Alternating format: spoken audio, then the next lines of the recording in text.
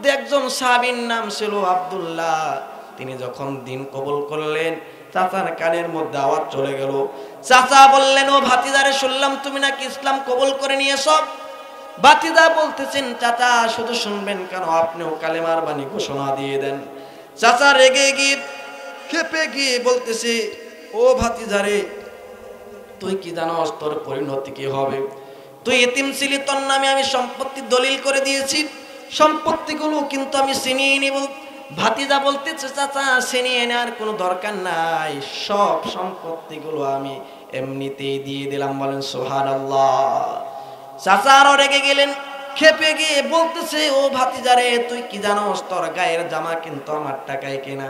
জামাও খুলে নিলেন, পরনের লুঙ্গি পর্যন্ত খুলে নিয়ে গেলেন। বিবাহর উপযুক্ত ছেলেটি উলঙ্গ হয়ে মায়ের কাছে চলে গেলেন, গিয়ে বললেন, মা তুমি আমার দিকে নজর দিও না, ঘরের ভিতর চলে যা, ঘরের ভিতরে গিয়ে আমার জন্য একটা চাদরের ব্যবস্থা করো। দিন কবুল করার অপরাধী আমার চাচা আমাকে বস্ত্রহীন করে দিয়েছে, আমার জন্য একটা চাদরের ব্যবস্থা করো। চাদর এনে দেওয়া হলো, 2 টুকরা বানিয়ে। প্রচন্ড শীতের রজনীতে মদিনায় 2 মাস অধিক শীত থাকে, একটা গায়ের মধ্যে দিয়ে আরেকটা লুঙ্গি বানিয়ে দৌড় মারতে মারতে নবীজির দরবারে চলে গেলেন। ঘরের দরজার মধ্যে নক করলেন। নক করার পর আমার নবীজি দরজা খুললেন। খুলেই দেখতে পেলেন যুবক সামনে দাঁড়ানো। প্রশ্ন করা হলো, ও যুবক, তোমার পরিচয় কি? কে তোমার অবস্থা এরকম করে দিয়েছে? তোমার নামটা কি? বলতেছে, আমার নাম হলো আব্দুল উজ্জা। দিন কবুল করার অপরাধে আমার চাচা আমাকে বস্ত্রহীন করে দিয়েছে। আমার নবীজি কোনো কথা বললেন না। ঘরের ভিতর ঢুকে 2টা জুব্বা আনলেন, জুব্বা এনে তার হাতের মধ্যে দিয়ে দিলেন, আর বললেন, তোমার চাচা তোমাকে দিন কবুল করার অপরাধে বস্ত্রহীন করে দিয়েছে, আমি তোমাকে বস্ত্রওয়ালা বানিয়ে দিলাম। বলেন সুবহানাল্লাহ। নবীজি বললেন, আব্দুল উজ্জা, তোমার নাম তো আব্দুল উজ্জা হবে না, তোমার নাম পরিবর্তন করলাম, তোমার নাম আমি রেখে দিলাম আব্দুল্লাহ। বলেন সুবহানাল্লাহ। নবীজি বললেন, আব্দুল্লাহ রে, তোমার কি কোনো চাওয়া পাওয়া আছে নাকি? আব্দুল্লাহ বলতেছেন, ইয়া রাসূলুল্লাহ, আমার তো চাওয়া একটা, আমি যুদ্ধের ময়দানে যাব, কাফেররা আমার হাত কেটে নেবে, পা কেটে নেবে, চোখ উঠিয়ে নেবে, রক্তমাখা জামা নিয়ে, রক্তমাখা শরীর নিয়ে দুনিয়ার জমিন থেকে আমি বিদায় নিব। কিয়ামতের দিন রক্তমাখা জামা নিয়ে, রক্তমাখা শরীর নিয়ে আমি উঠে যাব। আল্লাহ সেদিন বলবেন, আব্দুল্লাহ রে, তোমার অবস্থা এমন কেন, কে অবস্থা করে দিয়েছে? সেই দিন আমি বলবো, রব্বুল আলামিন তোমার রাস্তায় যুদ্ধ করতে গিয়ে কাফের বেঈমানেরা আমার অবস্থা এরকম করে দিয়েছে। আল্লাহ সেদিন বলবেন, আব্দুল্লাহ রে, তোমার কোনো হিসাব হবে না, বিনা হিসাবে তুমি আমি আল্লাহর জান্নাতে ঢুকে যাও। জোরে বললেন না সুবহানাল্লাহ। সম্মানিত হাজিরিন, যে সূরা থেকে তিলাওয়াত করেছি, সূরাটির নাম হচ্ছে সূরা নিসা। সূরাটির নাম কি? সূরা নিসা। নারী নামে আল্লাহ রাব্বুল আলামিন কোরআনুল কারীমের মধ্যে সূরা নাজিল করেছেন। সেই কোরআনের মধ্যে মনে হয় নারী জাতির মান মর্যাদা, নারী জাতির অধিকারের কথা মনে হয় আল্লাহ বর্ণনা করেন নাই, নাকি? যে কোরআনের মধ্যে আল্লাহ পাক, যেই কোরআনের মধ্যে নারীর নামে আল্লাহ তাআলা সূরা নাজিল করেছেন, সেই কোরআনের মধ্যে আল্লাহ রাব্বুল আলামিন নারী জাতির অধিকারের কথা বর্ণনা করেছেন। সুবহানাল্লাহ পড়ে। এরপরেও কিছু নারী জাত মনে মনে চিন্তা করে, ইসলাম মনে হয় আমাদেরকে দাম দেয় নাই। কিন্তু ইসলাম এমন একটা ধর্মের নাম, নারী জাতকে এত সম্মান দিয়েছেন, পৃথিবীর অন্য কোনো ধর্ম নারী জাতকে এত সম্মান দিতে পারে নাই। ঠিক কিনা বলেন? নারীর পায়ের নিচে আল্লাহ রাব্বুল আলামিন জান্নাত রেখে দিয়েছেন। আবার কিয়ামতের দিন পুরুষদের যেরকম জবাবদিহিতা থাকবে, পুরুষের চাইতে নারীর জবাবদিহিতা অনেকাংশেই কম। সুবহানাল্লাহ পড়েন। নারী জাতকে আল্লাহ রাব্বুল আলামিন দিয়েছেন সতীত্বের গ্যারান্টি। জোরে বলেন সুবহানাল্লাহ। আমার ভাইয়েরা, যে সূরা থেকে আমি তেলাওয়াত করেছি, এই সূরার মধ্যে আল্লাহ রাব্বুল আলামিন পারিবারিক জীবন, সামাজিক জীবন, রাষ্ট্রীয় জীবন, অর্থনৈতিক জীবনের অল্প অল্প করে আল্লাহ রাব্বুল আলামিন এই সূরার মধ্যে কথা বলেছেন। যেখান থেকে তেলাওয়াত করেছি আল্লাহ রাব্বুল আলামিন সেখানে সুন্দর করে বলেন, ওয়া'বুদুল্লাহা ওয়া লা তুশরিকু বিহি শাইআ ওয়া বিল ওয়ালিদাইনি ইহসানা وبذي القربى واليتامى والمساكين والجار ذي القربى والجار الجنب والصاحب بالجنب وابن السبيل وما ملكت أيمانكم إن الله لا يحب من كان مختالا فخورا জোরে বলুন আল্লাহু আকবার। সূরা নিসা আয়াত নাম্বার 36 আল্লাহ রাব্বুল আলামিন মানব জাতিকে লক্ষ্য করে বলেছেন, ও দুনিয়ার মানুষ শোনো, দুনিয়ার জমিনের মধ্যে কারো আনুগত্য করা যাবে না, কারো গোলামি করা যাবে না, একমাত্র আমি আল্লাহ রাব্বুল আলামিনের গোলামি যদি তুমি বান্দা করতে পারো, আমি আল্লাহ রাব্বুল আলামিন জাগতিক জীবনে তোমার জন্য 5টা পুরস্কারের ব্যবস্থা করে রেখে দিয়েছি। সুবহানাল্লাহ। আল্লাহ রাব্বুল আলামিন বলেছেন, 1 নাম্বার, আমি আল্লাহর আনুগত্য যদি সুন্দর করে করতে পারো, তোমার জন্য আমি আল্লাহ রাব্বুল আলামিন জাগতিক জীবনে 5টা পুরস্কারের ব্যবস্থা করে রেখেছি। দুনিয়ার জীবনের মধ্যে কাজ করার পর যেরকম পারিশ্রমিকের আশা করি, চাকরি করার পর যেরকম বেতন পাওয়ার আশা করি, দৈনন্দিন কাজ শেষ করার পর বিকেল বেলা যেরকম পেমেন্ট পাওয়ার আশা করি, আল্লাহ পাক রব্বুল আলামিন বলেছেন, বান্দারে তুমি যদি আমি আল্লাহ পাকের আনুগত্য সুন্দর করে করতে পারো, জাগতিক জীবনে তোমার জন্য আমি আল্লাহ রব্বুল আলামিন 5টা পুরস্কারের ব্যবস্থা করে রেখে দিয়েছি। সুবহানাল্লাহ। একটা সূরার মধ্যে আল্লাহ রব্বুল আলামিন সুন্দর করে সেই পুরস্কারের ঘোষণা দিয়েছেন। কমন একটা সূরা, যারা পারেন আমার সঙ্গে ঠোঁট মিলিয়ে মিলিয়ে পড়ুন, আমাদের সকলের ঘরের সূরা, মুখের সূরা, ঠোঁটের সূরা, সকলে আমার সঙ্গে ঠোঁট মিলিয়ে পড়ুন। লিইলাফি কুরাইশিন ইলাফিহিম রিহলাতাশ শিতাই ওয়াস-সাইফ ফালইয়াবুদু রাব্ব হাযাল বাইত الذي أطعمهم من جوع وآمنهم من خوف জোরে বলুন আল্লাহু আকবার। আল্লাহ বলেছেন, বান্দারে তুমি কি ক্ষুধা মুক্ত, ভয় মুক্ত, টেনশন মুক্ত থাকতে চাও? তুমি যদি ক্ষুধা মুক্ত, ভয় মুক্ত, টেনশন মুক্ত থাকতে চাও, তাহলে তুমি সেই ঘরের, এই ঘরের যিনি মালিক সেই মালিকের ইবাদত করো। সুবহানাল্লাহ পড়েন। এই ঘর বলতে কোন ঘরকে বোঝানো হয়েছে? এই ঘর বলতে আমার আপনার বাড়ির কাছে যে মসজিদ আছে সেই মসজিদকে বোঝানো হয় নাই। মসজিদও কিন্তু আল্লাহর ঘর, কিন্তু আল্লাহ রাব্বুল আলামিন এখানে ফালইয়াবুদু রাব্ব হাযাল বাইত বলতে খাস করে একমাত্র কাবা ঘরকে আল্লাহ রাব্বুল আলামিন বুঝিয়েছে। জোরে বলেন সুবহানাল্লাহ। আল্লাহ রাব্বুল আলামিন আমাদের সকলকে কাবা দেখার তৌফিক দান করুক, আমরা পড়ি আমিন। কাবা ঘরকে আল্লাহ রাব্বুল আলামিন এত সম্মানিত করেছেন, এত দাম দিয়েছেন, একমাত্র কেবলমাত্র পৃথিবীর সর্বপ্রথম ঘর হচ্ছে কাবা ঘর। জোরে বলেন সুবহানাল্লাহ। এই পৃথিবীতে বিভিন্ন জিনিস দেখার পর আমাদের একবার দেখার পর দ্বিতীয়বার দেখলে সেটা পুরাতন হয়ে যায়, কিন্তু কাবা ঘর এমন একটা ঘরের নাম যে কাবা ঘর যতই দেখবেন আপনার কাছে পুরাতন মনে হবে না। ঠিক কিনা বলেন? এত সুন্দর একটা ঘরের নাম হচ্ছে কাবা ঘর, যেই ঘরটি এই পৃথিবীর সর্বপ্রথম ঘর, আল্লাহ রাব্বুল আলামিনের ঘর। সে আল্লাহ রাব্বুল আলামিন বান্দাকে ডেকে ডেকে বলেছেন, বান্দা শোনো, ফালইয়াবুদু রাব্ব হাযাল বাইত, তুমি এই ঘরের যিনি মালিক সেই মালিকের ইবাদত করো। আর এই কাবা ঘর হচ্ছে পৃথিবীর মিডল প্লেস। এই পৃথিবীর যত মানুষ রয়েছে, যত দেশ রয়েছে, সমস্ত মানুষের, সমস্ত দেশের মিডল প্লেস হলো কাবা ঘর। সবচাইতে মধ্যে আল্লাহ রাব্বুল আলামিন কাবা ঘরকে নির্মাণ করেছেন। কাবা ঘরকে আল্লাহ রাব্বুল আলামিন সেই জায়গার মধ্যে রেখে দিয়েছেন।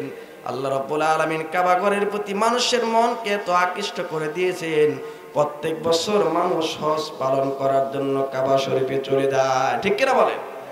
এই কাবা ঘরটি মিডল প্লেস আল্লাহ রাব্বুল আলামিন রেখে দিয়েছেন। আল্লাহ পাক বলেছেন, এই ঘরের যিনি মালিক সেই মালিকের তোমরা ইবাদত করো। কিন্তু আমার দেশের অধিকাংশ হাজি দেখা যায় হজ আদায় করতে গিয়ে হাদি রুমাল হাতের মধ্যে নিয়ে কাবা শরীফের দেওয়ালের মধ্যে অনেক সময় ঘষাঘষি করে আসে না নাই। তারা মনে মনে চিন্তা করে কাবা শরীফের দেওয়াল মনে হয় আমার কল্যাণ করতে পারবে। না না, কাবা শরীফ আমার আপনার ভাগ্য পরিবর্তন করতে পারবেন না। আমার আপনার ভাগ্য পরিবর্তনের জন্য একজন আছেন, তিনি হলেন কাবার মালিক আল্লাহ রাব্বুল আলামিন। ঠিক কিনা? সে আল্লাহ বলেছেন ফালিয়াবুদু রাব্বা হাযাল বাইত, আমি আল্লাহ রাব্বুল আলামিনের ঘরের ইবাদত করো। এই ঘরের যিনি মালিক সেই মালিকের তোমরা ইবাদত করো, ঘরের ইবাদত করার দরকার নাই। এই ঘরের যিনি মালিক সেই মালিক হলেন আমার আল্লাহ। সে আল্লাহ রাব্বুল আলামিনের আনুগত্য যদি আমি আপনি করতে পারি, আল্লাহ বলেছেন বান্দারে দুনিয়ার জমিনের মধ্যে অন্ন, বস্ত্র, বাসস্থান, শিক্ষা, চিকিৎসা, এই মৌলিক চাহিদাগুলো আল্লাহ রাব্বুল আলামিন আমি তোমার মিটিয়ে দিব। জোরে বলেন সুবহানাল্লাহ। এই 5টি মৌলিক অধিকার, এক নাম্বার হচ্ছে অন্ন, বস্ত্র, বাসস্থান, শিক্ষা, চিকিৎসা। এই 5টা মৌলিক চাহিদা পালন করার জন্য অনেক সময় দেখা যায় নেতা কর্মীরা এরকম স্টেজের মধ্যে উঠে লম্বা লম্বা বক্তৃতা দেয়। ঠিক কিনা? স্টেজে উঠে বলে যে অন্ন, বস্ত্র, বাসস্থান, শিক্ষা, চিকিৎসা সমস্ত চাহিদা তোমাদের আমি আল্লাহ পাক মিটিয়ে দিব। অনেক বক্তব্য, লম্বা লম্বা বক্তব্য আমরা শুনি, কিন্তু এরপরেও মানুষের মধ্যে খাদ্যের সংকট আছে না নাই? পৃথিবীর মধ্যে খাদ্যের অভাবে মানুষ মারা যায়, এরকম দৃশ্য আমাদের চোখে পড়ে কি পড়ে না? অনেক রাষ্ট্র আছে খাদ্যের অভাবে মানুষগুলো দুনিয়ার জমিন থেকে বিদায় হয়ে যাচ্ছে। ঠিক কিনা বলেন? কিন্তু আল্লাহ বলেছেন তুমি যদি আমি আল্লাহ পাকের ইবাদত করতে পারো, তোমার অন্ন, বস্ত্র, বাসস্থান, শিক্ষা, চিকিৎসা, এই মৌলিক চাহিদাগুলো আমি আল্লাহ পাক পূরণ করে দেব। জোরে বলেন সুবহানাল্লাহ। এই পৃথিবীতে মানুষের চাইতে আল্লাহ রাব্বুল আলামিন প্রাণী বেশি দিয়েছেন। সুবহানাল্লাহ পড়েন। শুধু স্থলভাগেই নয়, জলভাগের দিকে আপনি নজর করেন, সমুদ্রের মধ্যে সব চাইতে বড় প্রাণী যেটা, সেটা হলো নীলতিমি।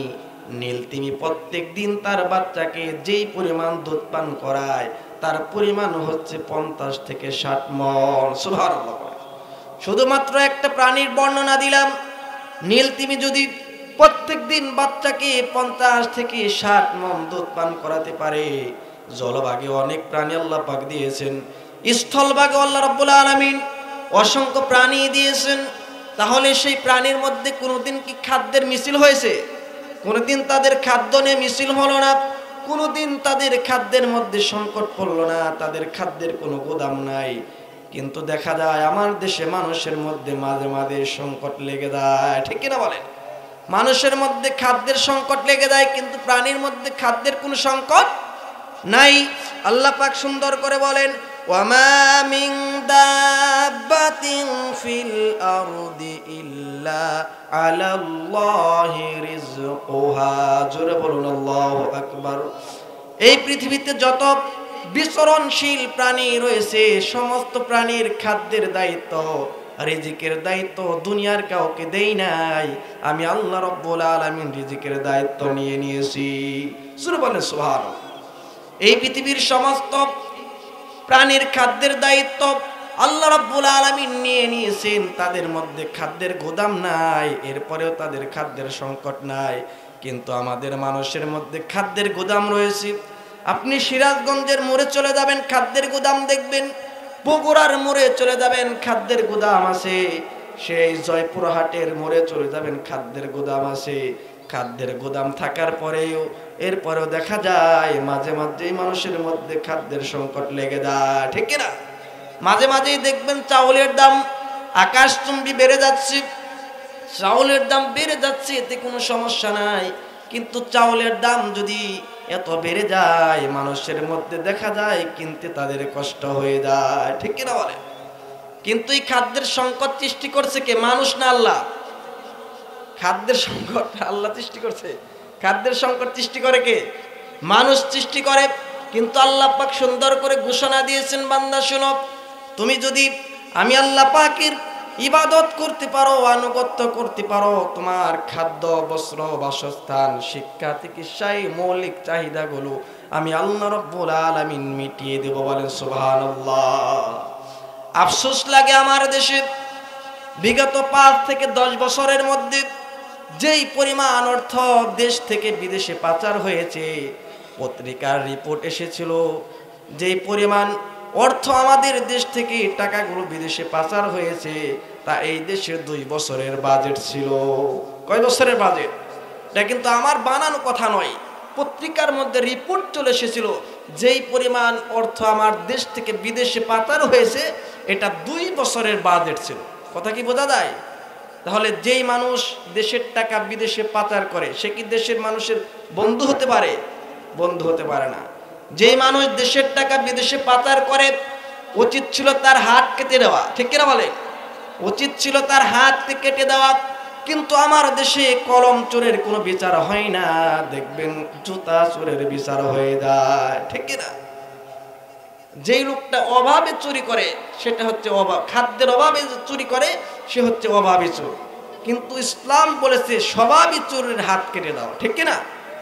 আমার ভাইয়েরা কথাগুলো মনোযোগ সহকারে শুনতে হবে। আল্লাহ পাক বলেছেন, বান্দারে তুমি যদি আমি আল্লাহ পাকের আনুগত্য সুন্দর করে করতে পারো, আমি আল্লাহ রাব্বুল আলামিনের কাছ থেকে যদি তুমি পরামর্শ নিতে পারো, তাহলে তোমার খাদ্য, বস্ত্র, বাসস্থান, শিক্ষা, চিকিৎসা এই মৌলিক চাহিদাগুলো আমি আল্লাহ পূরণ করে দিব। জোরে বলেন সুবহানাল্লাহ। আল্লাহ রাব্বুল আলামিন সুন্দর করে পরামর্শগুলো দিয়েছেন।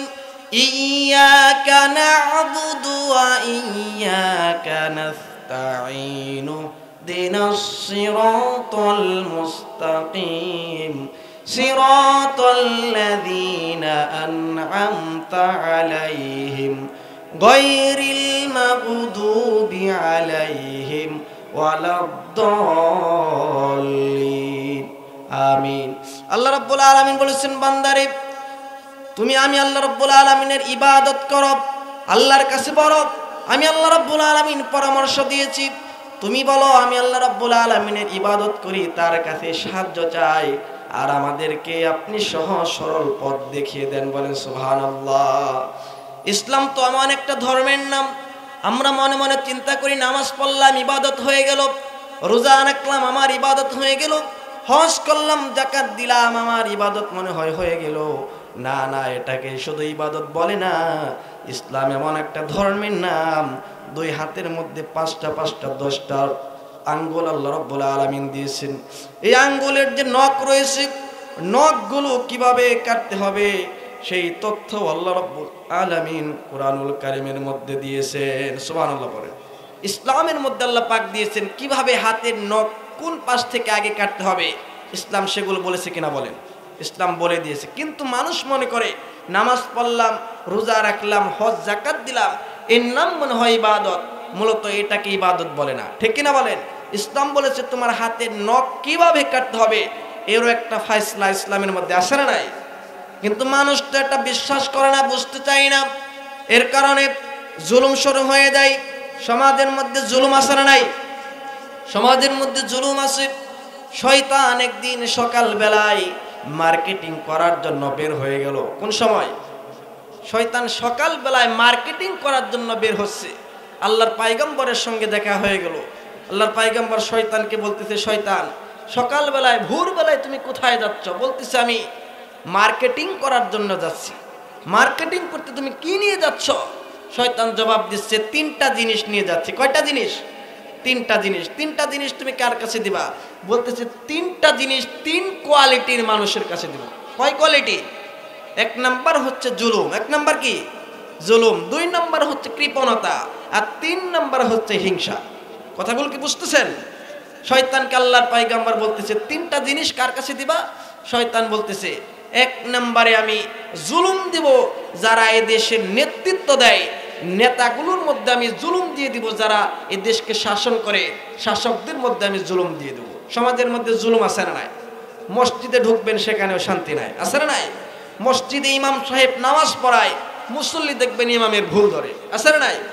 মসজিদে ঘড়ি দেখবে হচ্ছে ইমাম, খতিব সাহেব জুমার দিনে ঘড়ি দেখবে, কিন্তু মুসল্লি ঘড়ি দেখে বলে হুজুর সময় হয়ে গেছে, আছে না নাই? বলেন।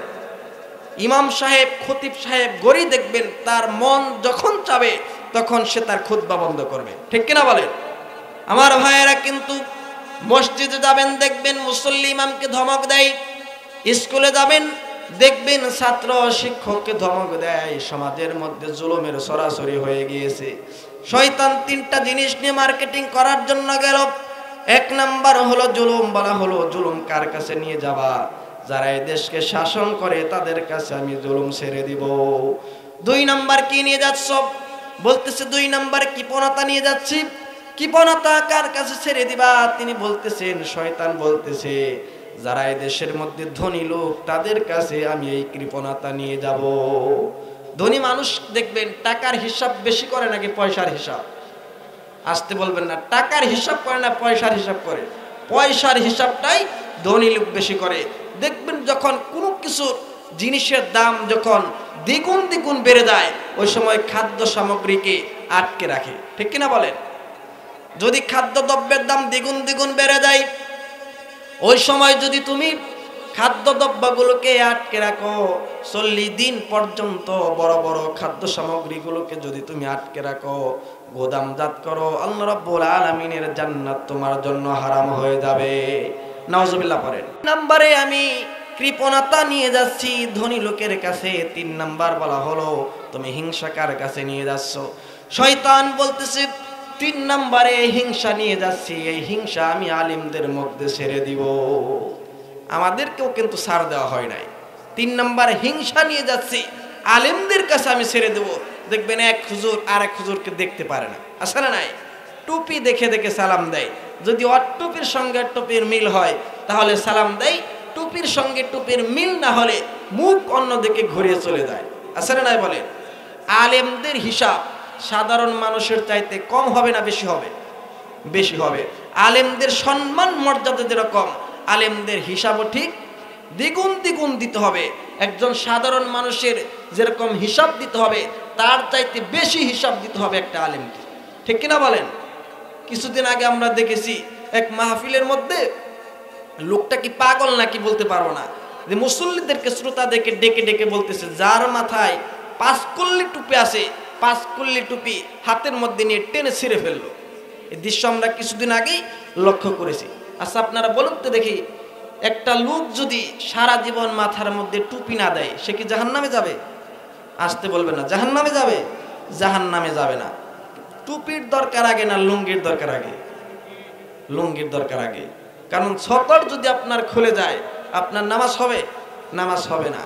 এক লোক, এক বেচারি জমিতে গিয়েছে কাজ করার জন্য। যখন জোহরের নামাজের আযান শুরু হয়ে গিয়েছে, তার একটা স্বভাব ছিল যখনই সে নামাজের মধ্যে দাঁড়িয়ে যায় পাগড়ি ছাড়া কোনো দিন নামাজ পড়ে না, পাগড়ি ছাড়া নামাজ আদায় করে না। বেচারি মনে মনে চিন্তা করলেন জোহরের ওয়াক্ত হয়ে গিয়েছে, নামাজ তো আমার পড়তেই হবে। এখান থেকে বাড়ি অনেক দূরে, বাড়িতে গিয়ে জোহরের নামাজ শেষ করে কাজে আসতে আসতে আমার অনেক সময় ক্ষেপণ হয়ে যাবে। মনে মনে চিন্তা করলেন জোহরের নামাজটা আমি এই জমির কাছে সেরে ফেলি। তিনি চিন্তা করলেন আমি তো আজকে পাগড়ি নিয়ে আসি নাই, অসম্ভব, কোনোভাবে পাগড়ি ছাড়া আমার নামাজ পড়া যাবে না। লুঙ্গি খুইলা পাগড়ি পাচ্ছে। কথাগুলো কি বুঝতে পারছেন? পাগড়ির দরকার আগে না লুঙ্গির দরকার আগে? লুঙ্গির দরকার। এজন্য টুপি আপনি 1000 বছর মাথায় দেন নাই, সারা জীবন টুপি মাথায় দেন নাই, এর কারণে আপনি জাহান্নামে যাবেন না। আপনার আগে দরকার হচ্ছে শিরিক বেদাতগুলো বোঝা। এই বয়ান না করে টুপি ছিঁড়তেছে। ঠিক কিনা বলে? আমার ভাইয়েরা, মুসলমানদের মধ্যে একটা ডিভাইডেড সৃষ্টি করার পিছনে ইহুদি খ্রিস্টানদের মদত রয়েছে। তারা মনে মনে চিন্তা করে মুসলমানদেরকে যদি দলে দলে বিচ্ছেদ করা যায় তাহলেই তো আমরা সাকসেসফুল হয়ে গেলাম। আমার ভাইয়েরা, দলে দলে বিচ্ছিন্ন হওয়া যাবে না, ঐক্যের প্ল্যাটফর্ম করতে হবে। মুসলমান ভাই ভাই আমাদের দলে দলে বিচ্ছিন্ন হওয়ার কোনো জায়গা নাই, দলে দলে বিচ্ছিন্ন হওয়া যাবে না। এক ভাই আর এক ভাইয়ের সঙ্গে যখন দেখা হয়ে যাব ওই সময় সালাম বিনিময় করে তাদের খোঁজ খবর নেব। ঠিক কিনা বলেন? আমার ভাইয়েরা, এই জন্য দলে দলে বিচ্ছিন্ন হওয়া যাবে না। শয়তানের কথা বলতেছিলাম, শয়তান 3টা জিনিস নিয়ে যাচ্ছে। নাম্বার 3 হলো কি নিয়ে যাচ্ছ? শয়তান বলতেছে আমি হিংসা নিয়ে যাচ্ছি। এই হিংসা কার কাছে দিবা? যারা সমাজের মধ্যে আলেম তাদের কাছে হিংসা ছেড়ে দিব। নাউজুবিল্লাহ পড়েন। এই জন্য হিংসা মুক্ত জীবন করতে হবে। আমার ভাইরা যেখান থেকে কথা বলতেছি, যেহেতু এক রাত সময় খুবই সংকীর্ণ, এদিক সেদিক ঘোরাফেরা করে বোঝানোর চেষ্টা করলাম।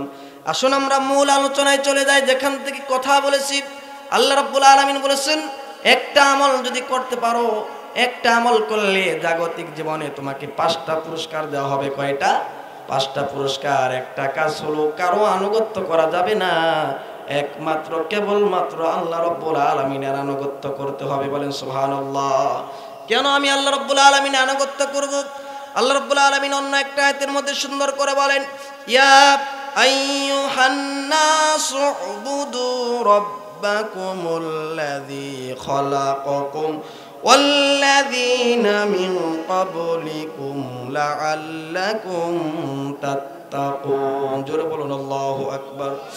আল্লাহ রাব্বুল আলামিন বলেন, তুমি আমি আল্লাহ রাব্বুল আলামিনের আনুগত্য করো। তোমাকে আল্লাহ রাব্বুল আলামিন বানিয়েছেন, তোমার আগের সকলকে আল্লাহ রাব্বুল আলামিন সুন্দর করে বানিয়েছেন। আর আল্লাহ পাক আমাকে আপনাকে শুধু বানিয়ে শেষ করেন নাই, আমার আপনার দেহকে আল্লাহ রাব্বুল আলামিন সুন্দর করে রেখে দিয়েছেন। বলেন সুবহানাল্লাহ। আল্লাহ রাব্বুল আলামিন কত বড় দুইটা নিয়ামত চক্ষু দিয়েছেন। এই চক্ষু যদি না থাকতো দুনিয়া দেখতে পেতাম না। এই চোখের মধ্যে রাস্তাঘাটে হাঁটাহাঁটি করার সময় অনেক সময় ধুলা ঢুকে যায়, ঢোকে কিনা? ফাল্গুন মাসে দেখবেন রাস্তাঘাটে ধুলা ওড়াওড়ি করে। এই চোখের মধ্যে যে ধুলা চলে যাচ্ছে, এই ধুলা যদি বের হয়ে না আসতো, আমি আপনি বাঁচতে পারতাম না, ঠিক কিনা? রাত্রিবেলা যখন আমরা ঘুমাতে যাই, সকালবেলা ঘুম ভাঙার সঙ্গে দেখতে পাবেন চোখের একটা সাইডে একটা সাদা অংশ জড়ো হয়ে যায়, ঠিক কিনা? একটা কেতুর মতো জমা হয়ে যায়। আল্লাহ রাব্বুল আলামিন কত সুন্দর একটা মেশিনের ব্যবস্থা করে রেখে দিয়েছেন। যখন চোখের মধ্যে ধুলা চলে যায়, অটোমেটিক পানির ব্যবস্থা করে দেন। সেই পানির মাধ্যমে আল্লাহ রাব্বুল আলামিন ধুলাগুলোকে সাফ করে দেন। জোরে বলেন সুবহান। এই পানি শুধু সাধারণ এই যে টিউবওয়েলের পানির মতো পানি নয়, বোতলের পানির মতো পানি নয়। আমার আপনার চোখের মধ্যে আল্লাহ রাব্বুল আলামিন এমন পানি রেখে দিয়েছেন, এই চোখের পানির মধ্যে রয়েছে একটা পিচ্ছিল পদার্থ, কিছু শ্লেষ্মা রয়েছে, কিছু লবণ রয়েছে, কিছু ইলেকট্রোলাইটের জটিল মিশ্রণ রয়েছে। এর মাধ্যমে এমন একটা পানির ব্যবস্থা করে দেন আল্লাহ রাব্বুল আলামিন। সেই পানির মাধ্যমে চোখের ময়লা আবর্জনাগুলো আল্লাহ রাব্বুল আলামিন সাফ করে দেন। বলেন সুবহানাল্লাহ। এরপরে দুইটা কান দিয়েছেন, কানের মধ্যে 100 শ্রবণ কোষ আল্লাহ রাব্বুল আলামিন দিয়েছেন। এরপরে আল্লাহ রাব্বুল আলামিন আমার আপনার দেহের মধ্যে 2টা কিডনির ব্যবস্থা করে রেখে দিয়েছেন। সুবহানাল্লাহ। একটা কিডনি হলেও চলতো, কিন্তু কয়টা কিডনি দিয়েছেন? 2টা কিডনি দিয়েছেন। কিডনি যখন ড্যামেজ হয়ে যায়, ডায়ালাইসিস করতে হয়। ডায়ালাইসিস মেশিনের ওজন হলো 100 কেজি। আর আমার আপনার দেহে ডায়ালাইসিস মেশিনের সেই কাজ যেই কিডনি করতেছে, তার ওজন হলো মাত্র 200-400 গ্রাম। সুবহানাল্লাহ করে 100 কেজি মেশিনের কাজ করতেছে 400 গ্রাম কিডনি। আল্লাহ রাব্বুল আলামিন কত বড় রব! সে আল্লাহ রাব্বুল আলামিন বলেছেন, বান্দারে আমি আল্লাহ রাব্বুল আলামিনের আনুগত্য করো, আমি আল্লাহ রাব্বুল আলামিন তোমার মৌলিক চাহিদাগুলো মিটিয়ে দেব। বলেন সুবহানাল্লাহ। এই যে চোখের কথা বললাম, আমার দাদিকে আমি দেখেছি যখন 60 বছর 70 বছর বয়স, চশমা ছাড়াই কোরআন পড়তো। একদিন জিজ্ঞাসা করলাম, দাদি 70 বছর বয়স হয়েছে, তুমি কিভাবে চশমা ছাড়া চোখে দেখো? দাদি বলতেছে, এর কারণ হলো আমি কোনোদিন সকাল বেলায় ঘুমাই নাই। সুবহানাল্লাহ পড়েন। এখনকার মানুষ কি সকালে ঘুমায় না, রাতে বেশি ঘুমায়? সকালে বেশি ঘুমায়, ঠিক কিনা? রাত 3টার সময় ঘুমাতে যায়, সকালে 11টার সময় ঘুম থেকে ওঠে, ঠিক কিনা বলেন? সকালবেলায় সবচাইতে ফ্রেশ আবহাওয়া কোন সময়? ফজরের নামাজের সময়। আপনি যদি সকালবেলায় ঘুম থেকে উঠে ফজরের নামাজটা আদায় করেন, ফ্রেশ বাতাসটা যদি আপনার শরীরের মধ্যে আপনি অনুভব করতে পারেন, আপনার শরীরে রোগ বাসা বাঁধতে পারবে না, ঠিক কিনা বলেন? আর আমাদের ঘুমাতে সময় লেগে যায়, রাত বাজে 2টা-3টা, আমরা ঘুম থেকে উঠি 10টা-11টার সময়। এই জন্য আমাদের মধ্যে বেশি রোগ ছড়িয়ে যাচ্ছে। আমার ভাইরা, কত বড় নিয়ামত আল্লাহ রাব্বুল আলামিন চক্ষু নামক নিয়ামত দিয়েছেন। আল্লাহ বলেছেন, বান্দারে দুনিয়ার জীবনের মধ্যে যদি তুমি আমি আল্লাহ রাব্বুল আলামিনের আনুগত্য করতে পারো রে বান্দা, তোমার জীবনের সমস্ত মৌলিক চাহিদাগুলো আমি আল্লাহ রাব্বুল আলামিন মিটিয়ে দিব। জোরে বলেন সুবহানাল্লাহ। ইবাদত মানে কি আমরা বুঝি না অনেকেই। ইবাদত কাকে বলে আমরা অনেকেই বুঝি না। শুধু নামাজ পড়াকে আমরা ইবাদত মনে করি। আমার নবীজির পিছনে কিন্তু মুনাফিকদের লিডারও নামাজ পড়েছে, ঠিক কিনা?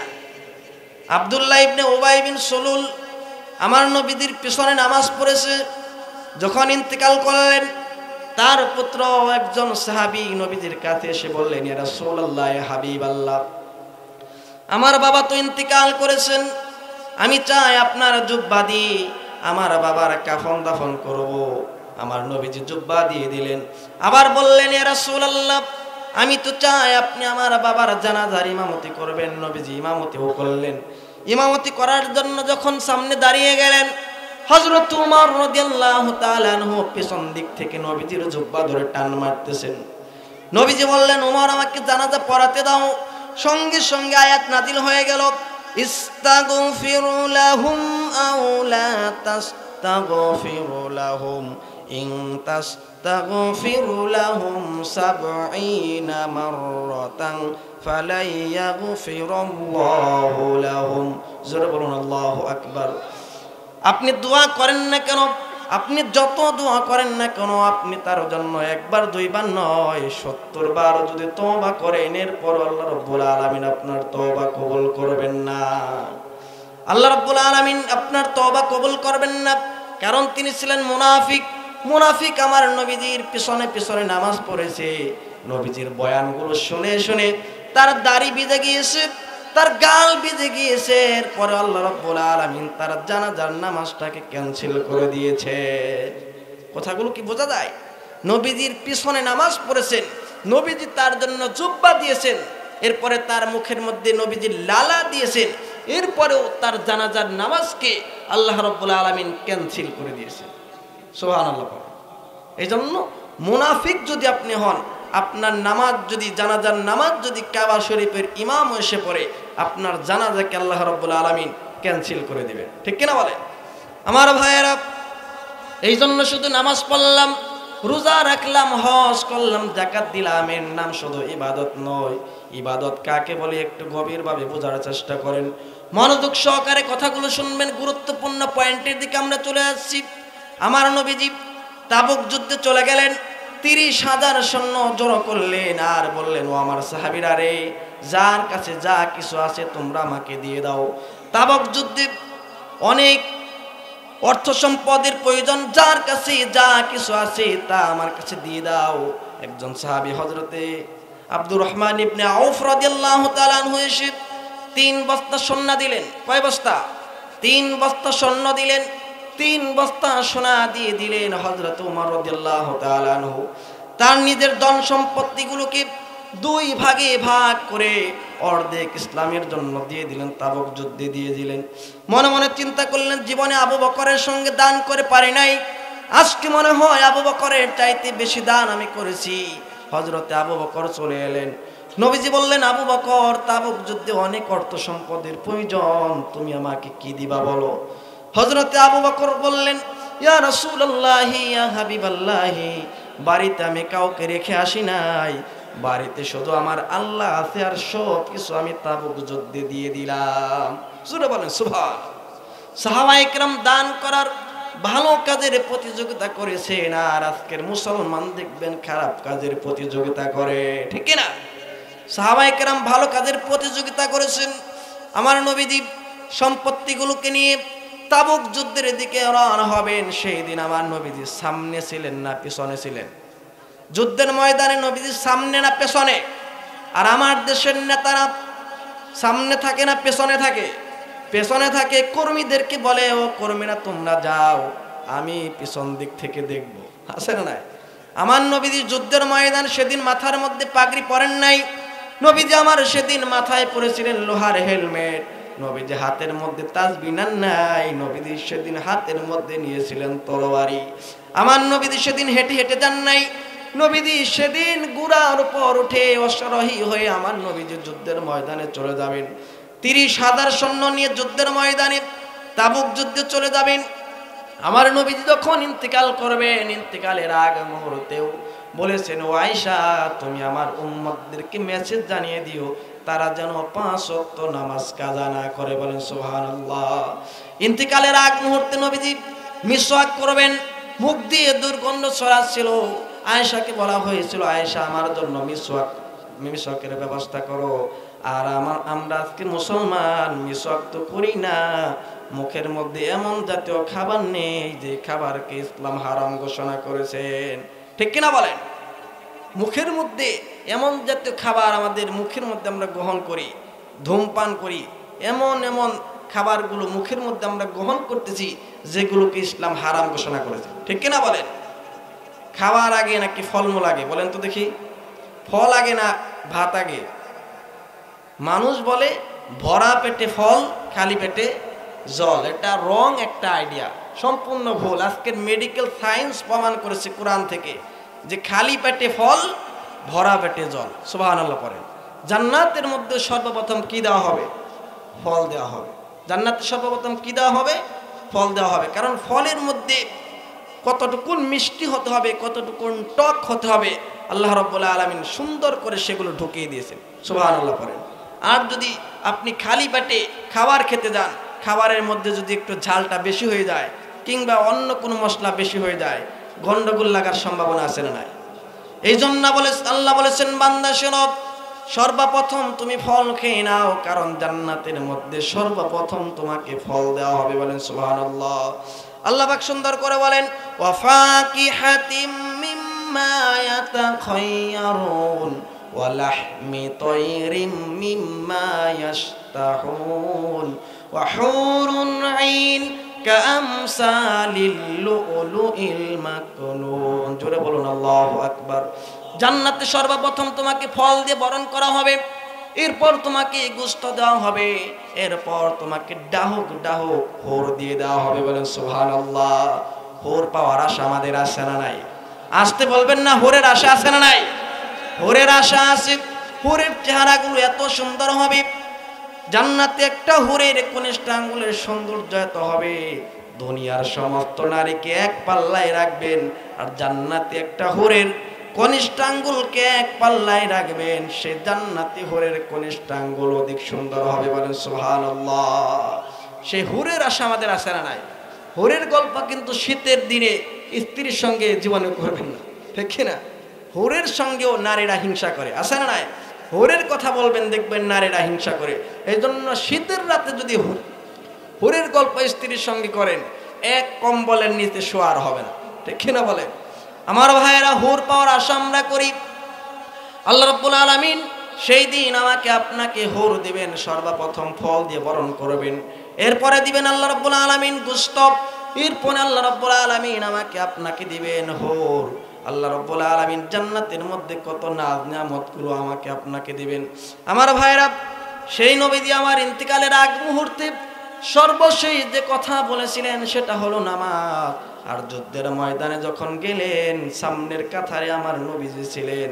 সামনের কাতারে থেকে এই পৃথিবীর মধ্যে সবচাইতে বেশি মার খেয়েছিলেন মুহাম্মদুর রাসূলুল্লাহ সাল্লাল্লাহু আলাইহি ওয়াসাল্লাম, ঠিক কি না? 30,000 সৈন্য নিয়ে, কত হাজার? 30,000 সৈন্য নিয়ে তাবুকের প্রান্তরে আমার নবীজি চলে যাচ্ছেন। যুদ্ধ তো হলোই না, অভিযান শুধু হয়ে গেল, যুদ্ধের ময়দান থেকে ফিরে আসতেছিলাম, যুদ্ধ হলো না। 30,000 সৈন্য নিয়ে ফেরার পথে কিছু সংখ্যক সাহাবী দুনিয়া থেকে বিদায় হয়ে গেলেন। তার মধ্যে একজন সাহাবীর নাম ছিল আব্দুল্লাহ। তিনি যখন দিন কবুল করলেন, চাচার কানের মধ্যে আওয়াজ চলে গেল। চাচা বললেন, ও ভাতিজারে, শুনলাম তুমি নাকি ইসলাম কবুল করে নিয়েছো। ভাতিজা বলতেছেন, চাচা শুধু শুনবেন কেন, আপনিও কালেমার বাণী ঘোষণা দিয়ে দেন। চাচা রেগে গিয়ে খেপে গিয়ে বলতেছে, ও ভাতিজারে, তুই কি জানোস তোর পরিণতি কি হবে? তুই এতিম ছিলি, তোর নামে আমি সম্পত্তি দলিল করে দিয়েছি, সম্পত্তিগুলো কিন্তু আমি ছিনিয়ে নিব। ভাতিজা বলতেছে, চাচা ছিনিয়ে নেওয়ার কোনো দরকার নাই, সব সম্পত্তিগুলো আমি এমনিতেই দিয়ে দিলাম, বলেন সুবহানাল্লাহ। চাচা আরো রেগে গেলেন, খেপে গিয়ে বলতেছে, ও ভাতিজারে, তুই কি জানোস তোর গায়ের জামা কিন্তু আমার টাকায় কেনা। জামাও খুলে নিলেন, পরনের লুঙ্গি পর্যন্ত খুলে নিয়ে গেলেন। বিবাহর উপযুক্ত ছেলেটি উলঙ্গ হয়ে মায়ের কাছে চলে গেলেন, গিয়ে বললেন, মা তুমি আমার দিকে নজর দিও না, ঘরের ভিতর চলে যা, ঘরের ভিতরে গিয়ে আমার জন্য একটা চাদরের ব্যবস্থা করো। দিন কবুল করার অপরাধী আমার চাচা আমাকে বস্ত্রহীন করে দিয়েছে, আমার জন্য একটা চাদরের ব্যবস্থা করো। চাদর এনে দেওয়া হলো, 2 টুকরা বানিয়ে, প্রচন্ড শীতের রজনীতে মদিনায় 2 মাস অধিক শীত থাকে, একটা গায়ের মধ্যে দিয়ে আরেকটা লুঙ্গি বানিয়ে দৌড় মারতে মারতে নবীজির দরবারে চলে গেলেন। ঘরের দরজার মধ্যে নক করলেন। নক করার পর আমার নবীজি দরজা খুললেন। খুলেই দেখতে পেলেন যুবক সামনে দাঁড়ানো। প্রশ্ন করা হলো, ও যুবক, তোমার পরিচয় কি?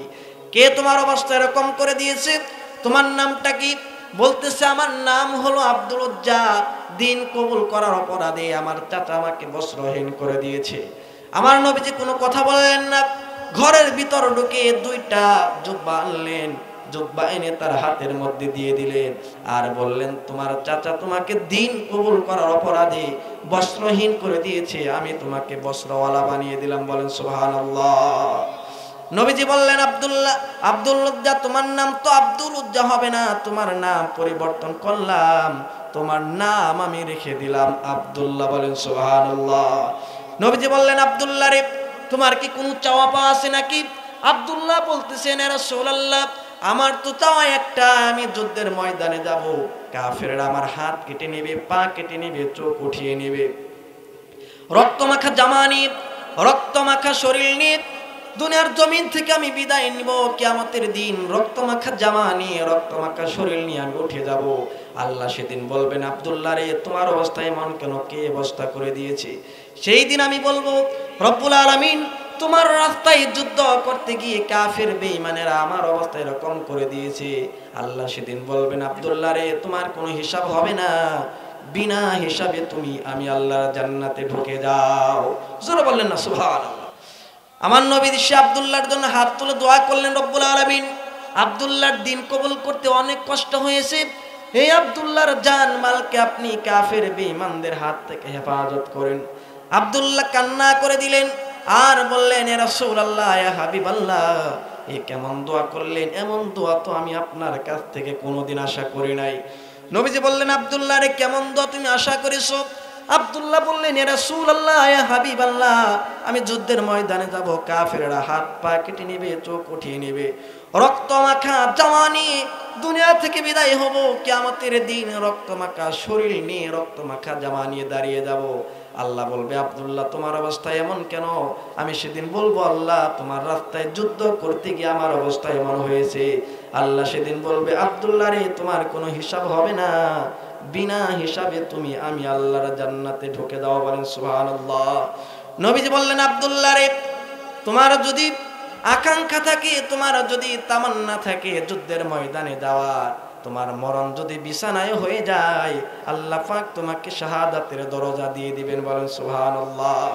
সেই আব্দুল্লাহ দিন কবুল করার পরে জোরে জোরে কোরআন তিলাওয়াত করতেন।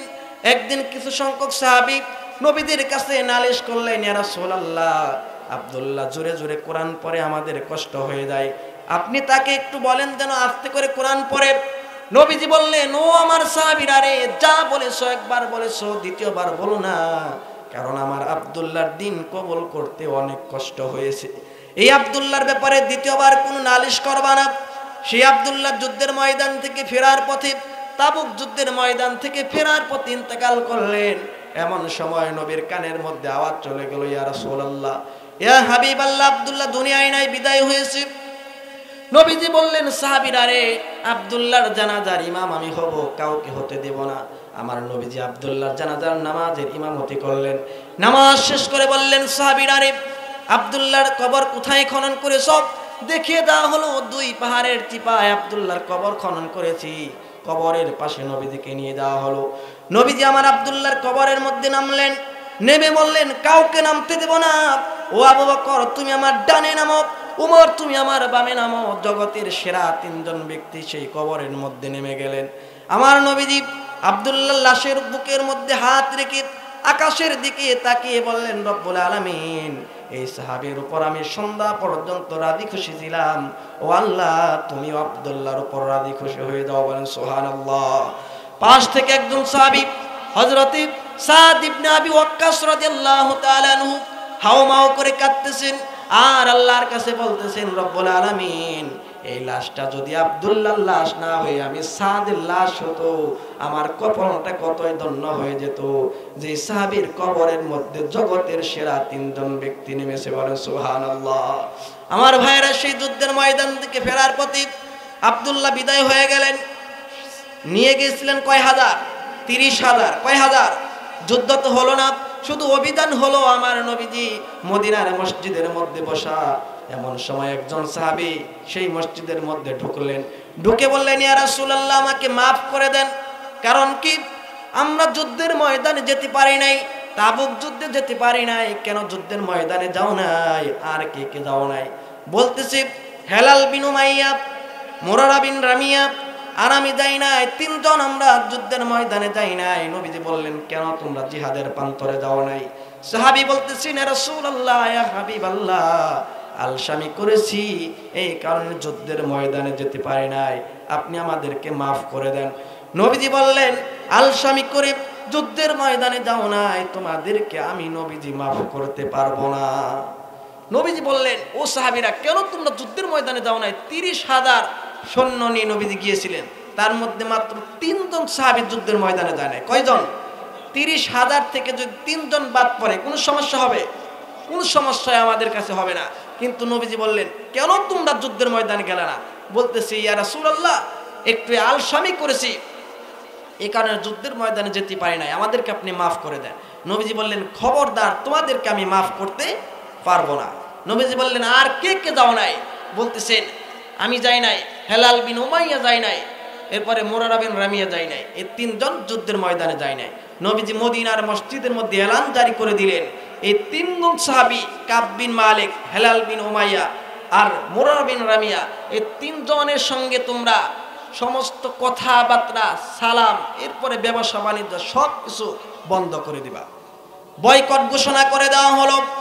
যখন কানের মধ্যে আওয়াজ চলে গেল কাব বিন মালিক রাদিয়াল্লাহু তাআলা আনহু তিনি সরাসরি বাড়িতে চলে গেলেন, ঘরের দরজার মধ্যে নক করলেন, ও প্রাণের স্ত্রী আমার দরজা খুলে দাও।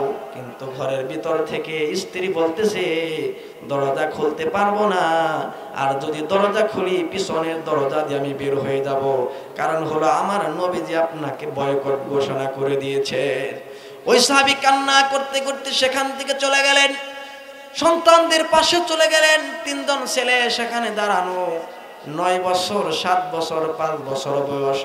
সন্তানদেরকে কোলের মধ্যে নিবেন, সন্তানেরা বলতেছে বাবা তোমার কোলে আমরা যাব না, কারণ আমার নবীজি তোমাকে বয়কট ঘোষণা করে দিয়েছে। ওই সাহাবী কান্না করতে করতে আল্লাহর কাছে তওবা করতেছেন। ওপাশ থেকে হেলাল বিন উমাইয়া রাদিয়াল্লাহু তাআলা আনহু তিনি করলেন কি খেজুর পাতার পাকানো রশি হাতের মধ্যে নিয়ে মদিনার মসজিদের একটা সামনে একটা খুঁটির মধ্যে সেই রশি আগে বেঁধে, সেই রশি আবার 2টা হাতের মধ্যে এরকম করে বেঁধে আকাশের দিকে তাকিয়ে বললেন ও হেলাল রে তুই এমন অপরাধ করেছিস, আমার নবীজি তোকে বয়কট ঘোষণা করে দিয়েছে।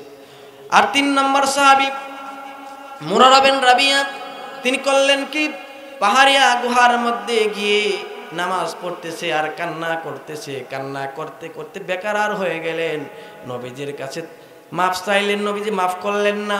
এরপরে আল্লাহর কাছে তওবা করতে করতে এক পর্যায়ে আল্লাহ রাব্বুল আলামিন তওবা কবুল করলেন। আয়াত নাজিল হয়ে গেল ওয়া আলাস সালাসাতিল্লাযিনা খুলিফু। আল্লাহ রাব্বুল আলামিন আয়াত নাজিল করে দিলেন 3 জনের তওবা এমন ভাবে কবুল হয়েছে আমি আল্লাহ রাব্বুল আলামিন 3 জনকে মাফ করে দিলাম। জোরে বলেন না সুবহানাল্লাহ। মাত্র 30,000 থেকে 3 জন সাহাবী যুদ্ধের ময়দানে না যাওয়ার কারণে আমার নবীজি তাদেরকে বয়কট ঘোষণা করে দিয়েছিলেন। এজন্য যুদ্ধের ময়দানে যাওয়ার একটা আশা আমাদের মনের মধ্যে রাখার দরকার আছে না নাই? শুধু নামাজ পড়লাম, রোজা রাখলাম, হজ করলাম, যাকাত দিলাম, এর নাম কিন্তু ইবাদত নয়, ঠিক না? জিহাদ করাও ফরজ, নামাজ যেরকম ফরজ জিহাদও ঠিক তেমনি ফরজ। যেখান থেকে তেলাওয়াত করেছি আল্লাহ রাব্বুল আলামিন এখানে 4টি কাজের কথা বলেছেন। কয়টা কাজ? 1 নম্বরে আনুগত্য করতে হবে কার? আল্লাহ রাব্বুল আলামিন বলেছেন বান্দারে করতে পারো 5টা পুরস্কার দেওয়া হবে। 1 নাম্বার পুরস্কারের নাম হলো কারো গোলামি করা যাবে না। 1 নম্বরে আমি আল্লাহ রাব্বুল আলামিনের গোলামি তোমার করতে হবে। দুই নাম্বার আল্লাহ রাব্বুল আলামিন সুন্দর করে বললেন ওয়ালা তুশরিকু বিহি শাইয়্যা, শিরিক করা যাবে না, আল্লাহ রাব্বুল আলামিনের সঙ্গে কাউকে অংশীদার সাব্যস্ত করা যাবে না, কবর পূজা করা যাবে না, মাজার পূজা করা যাবে না। আর যদি শিরিক করেন আল্লাহ রাব্বুল আলামিনের দরবারে আপনার তওবা কবুল হবে না, ঠিক কি না?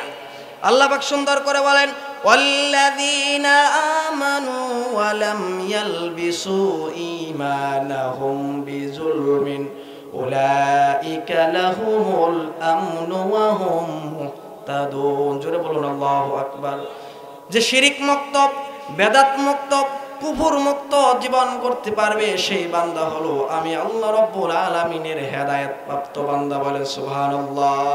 এজন্য শিরিক বেদাত মুক্ত জীবন আমাদের করতে হবে। 3 নাম্বার আল্লাহ রাব্বুল আলামিন সুন্দর করে যে কাজের কথা বলেছেন ওয়াবিল ওয়ালিদাইনি ইহসানা, মা বাবার সঙ্গে তোমার উত্তম আচরণ করতে হবে। আমার দেশে অনেক সন্তান আছে মা বাবার সঙ্গে কোনোদিন ভালো আচরণ করে না, আছে না নাই? যেখান থেকে কথা শুরু করেছিলাম আল্লাহ রাব্বুল আলামিন 1 নম্বরে বলেছেন কারো আনুগত্য করা যাবে না। 1 নম্বরে আমার আল্লাহ রাব্বুল আলামিনের আনুগত্য করতে হবে। 2 নম্বর আল্লাহ রাব্বুল আলামিন বলেছেন শিরিক করা যাবে না। শিরিক মুক্ত, বেদাত মুক্ত, কুফর মুক্ত জীবন যদি করতে পারো আল্লাহ রাব্বুল আলামিন তোমাকে জান্নাতের মেহমান বানিয়ে দিবেন। বলেন সুবহানাল্লাহ। 3 নম্বরে মা বাবার খেদমত করতে হবে। মা বাবার খেদমত যদি সুন্দর করে করতে পারি আল্লাহ রাব্বুল আলামিন আমাকে আপনাকে জান্নাতের মেহমান বানাবেন। বলেন সুবহানাল্লাহ।